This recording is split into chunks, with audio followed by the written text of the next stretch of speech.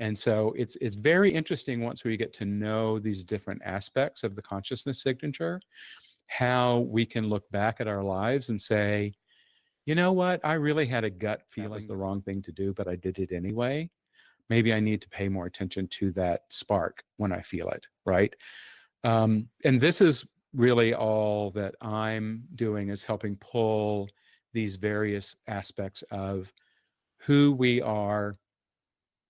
energetically through basically information about when we were born, um,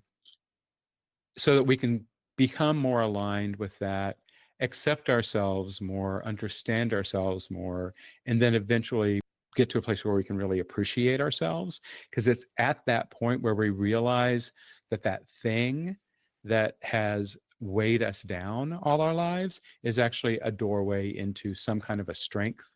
that we have that we can appreciate. So, for example, for you, something like that might be the complexity to simplicity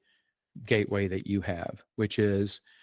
there may have been a time where you were thinking, in fact, you said that when you were first seeing those billboards in LA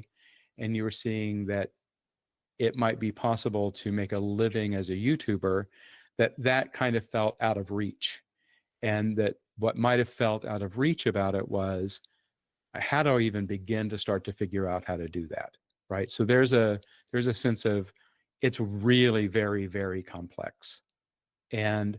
that means I have to either, in my brain, I'm going to either overcomplicate it to make it so complicated that it's not possible for me, or I'm going to oversimplify it and say, oh, well, if I can figure out how to do this, anybody can, so therefore it's not for me, right? So those might be some of the reactions that you might have had anytime that you've come up against something that